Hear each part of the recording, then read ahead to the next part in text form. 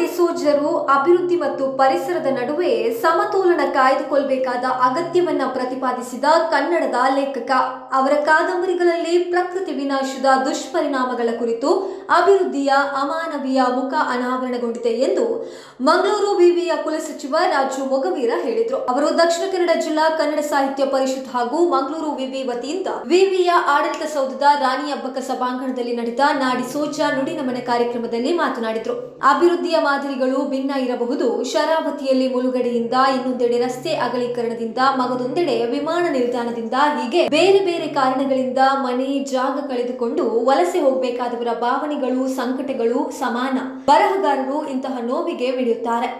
ಡಿಸೋಜರವರು ಬರಹದಲ್ಲಿ ನಾವದನ್ನ ಕಾಣಬಹುದಾಗಿದೆ ಎಂದರು. ದಕ್ಷಿಣ ಕನ್ನಡ ಜಿಲ್ಲಾ ಕನ್ನಡ ಸಾಹಿತ್ಯ ಪರಿಷತ್ ಅಧ್ಯಕ್ಷ ಡಾಕ್ಟರ್ ಎಂಪಿ ಶ್ರೀನಾಥ್ ಮಾತನಾಡಿ, ಡಿಸೋಜರು ಯಾವುದೇ ಒಂದು ಇಸಂಗೆ ಒಳಗಾಗದೆ ಮಾನವೀಯತೆಗೆ ಸ್ಪಂದಿಸಿದ ಅಜಾತ ಶತ್ರು ಎಂದರು. ವಿಧಾನಸಭೆಯ ಸಭಾಧ್ಯಕ್ಷರಾದ ಯುಟಿ ಖಾದರ್ ಪುಷ್ಪ ನಮನವನ್ನ ಸಲ್ಲಿಸಿದ್ರು. ಉಳ್ಳಾಲ ತಾಲೂಕು ಕನ್ನಡ ಸಾಹಿತ್ಯ ಪರಿಷತ್ ಅಧ್ಯಕ್ಷ ಡಾಕ್ಟರ್ ಧನಂಜಯ ಕುಂಬ್ಳೆ, ಉಳ್ಳಾಲ ತಾಲೂಕು ತಹಶೀಲ್ದಾರ್ ಪುಟ್ಟರಾಜು, ಉಳ್ಳಾಲ ತಾಲೂಕು ಪಂಚಾಯತ್ ಕಾರ್ಯನಿರ್ವಹಣಾಧಿಕಾರಿ ಗುರುದತ್, ಕ್ಷೇತ್ರ ಶಿಕ್ಷಣಾಧಿಕಾರಿ HR ಈಶ್ವರ್, ಕೋನಾಜೆ ಗ್ರಾಮ ಪಂಚಾಯತ್ ಅಧ್ಯಕ್ಷರಾದ ಗೀತಾ ದಾಮೋದರ್ ಕುಂದರ್, ಕನ್ನಡ ಸಾಹಿತ್ಯ ಪರಿಷತ್ ಗೌರವ ಕಾರ್ಯದರ್ಶಿ ರಾಜೇಶ್ವರಿ, ಉಳ್ಳಾಲ ಕನ್ನಡ ಸಾಹಿತ್ಯ ಪರಿಷತ್ ಕಾರ್ಯದರ್ಶಿ ರವೀಂದ್ರ ರೈ ಹರಿಕಳ, ಸಂಘಟನಾ ಕಾರ್ಯದರ್ಶಿ ಚಂದ್ರಹಾಸ್ ಶೆಟ್ಟಿ ದೇರಳಕಟ್ಟೆ, ಪುಷ್ಪರಾಜ್ ಮಂಗಳೂರು ತಾಲೂಕು ಅಧ್ಯಕ್ಷ ಮಂಜುನಾಥ್ ರೇವನ್ಕರ್, ಉಳ್ಳಾಲ ಹೋಬಳಿ ಅಧ್ಯಕ್ಷ ವಿಜಯಲಕ್ಷ್ಮಿ ರೇ ಕಲ್ಲಿಮಾರು, ಶಿಕ್ಷಕ ತ್ಯಾಗಂ ಹರಿಕಳ ಮತ್ತಿತರರು ಭಾಗವಹಿಸಿದ್ರು.